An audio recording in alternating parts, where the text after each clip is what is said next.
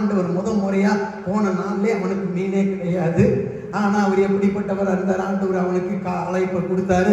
எப்பா வலை விட்டுட்டு வா, உனக்கு என்ன செய்யறேன், நானு வலையில இருக்கிற மீனை விட மனுஷங்களை உங்களை பிடிக்கிறவளா மாத்திரேன் அப்படின்னு சொன்னார். ஒரு ஆமென் சொல்லுங்களேன்.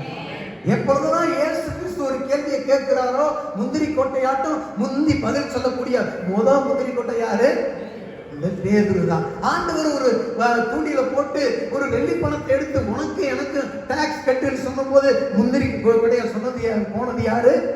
இவன் தான். ஆண்டவரே நீர் மறிக்க கூடாது என்று சொல்லி அவரை தடுத்து கடிந்து கொண்டது யாரு? இந்த பேதுரு தான். ஒரு ஆமென் சொல்லுங்களேன். ஆண்டவரே உமக்காக நான் உயிரை கூட விடுவேன், செத்தாலும் சாகிறேன் என்று சொன்னோடனே ஆண்டவர் சொன்னாரு, இன்னைக்கு ராத்திரி பொம்பளை கிட்ட 3 முறை என்ன செய்ய மறுதளிக்க போற. இல்லாண்டவரே அப்படி நடக்கவே நடக்காது. ஒரு ஆமென் சொல்லுங்களேன். பேதுரு பைபிள்ல ஒரு அழகான கேரக்டர். இயேசுவுக்கு 12 சீசர்கள் இருந்தாங்க. 12 சீசர்கள்ல மிகவும் வித்தியாசமானவன்.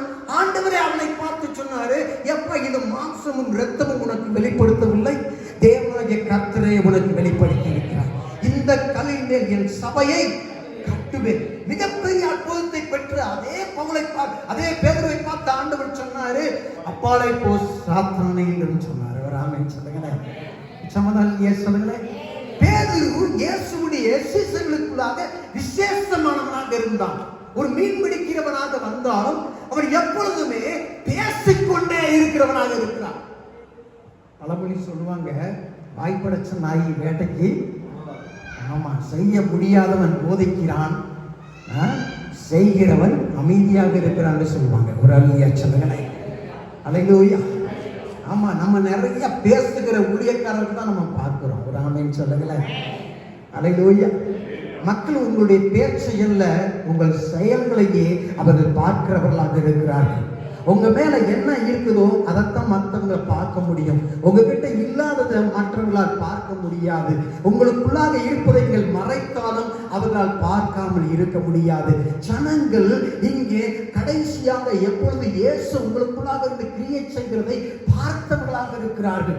இந்த காலவெளியில் பேதுரு அவன் இயேசுவோடு நடந்தவன் தான், இயேசுவை மறுதலித்தவன் தான், ஒளிந்து கொண்டிருந்தவன் தான், கல்லறைக்கு முதலாவது போனவன் தான். ஆனால் இந்த பேதுருவுடைய கேரக்டர் நீங்க பார்த்தீங்கன்னா எப்பொழுது பேசிக்கொண்டே இருப்பான், செய்ய மாட்டான்.